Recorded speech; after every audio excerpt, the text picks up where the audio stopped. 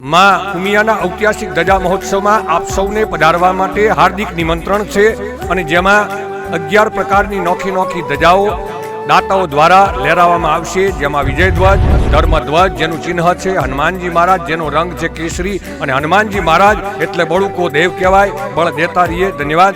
મુખ્ય શિખર એટલે કે મા ઉમિયાજીની ધજા અને રક્તવર્ણી જેનો રંગ છે, તો માની કૃપા, કુળદેવની કૃપા વરસતી રહીએ. પૂર્વ દિશામાં ઇન્દ્રની ધ્વજ છે, તો જેનું ચિહ્ન છે ઐરાવત, જેનો રંગ છે લાલ, અને સ્વર્ગના રાજા જેવી જિંદગી કાયમ માટે પરિવાર જીવે અને મારો ભગવાન જીવાડે.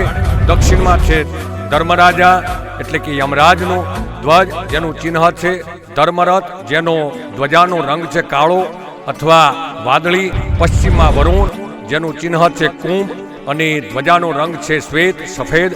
પરિવારમાં કાયમ માટે સુમેળ અને પ્રેમનું પ્રાગટ્ય રહે. ઉત્તરમાં કુબેર ધ્વજ, જેનું ચિહ્ન છે શિવલિંગ. મહાલક્ષ્મીજીનું વાસ કાયમ એ પરિવારમાં રહે, જેનો રંગ છે ધ્વજનો નીલ અથવા આસમાની.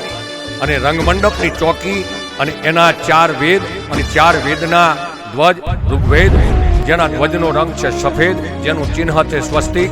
1028 શ્લોક જેના છે. અનુષ્ઠાન અને પૂજાપાઠનો વેદ છે, દેવોની કૃપા વરસે. દક્ષિણમાં અજુર્વેદ, જેના ધ્વજનો રંગ છે કેસરી, ચિહ્ન છે સૂર્ય, જેના શ્લોકના 1975 કર્મકાંડ અને યજ્ઞનો આ વેદ છે. પશ્ચિમમાં સામવેદ હરિત, જેના ધ્વજનો લીલો રંગ છે, ચિહ્ન છે ચંદ્ર, 1875 જેના શ્લોક છે, અને સંગીતમય જ્ઞાન અને ઉપાસનાનો વેદ છે.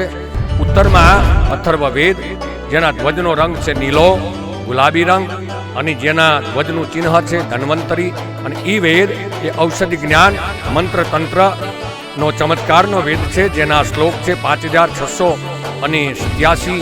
અને આખરે પૂર્ણાહુતિનો ધ્વજ ભગવો છે, જેનું ચિહ્ન છે શિવ અને પાર્વતી ઉમા ઉમેશ્વર. તો વાલા, શિવને શક્તિની કૃપા વરસતી રહે. સૌને મા કુળદેવી ઉમિયાજી કૃપા વરસાવતા રહે.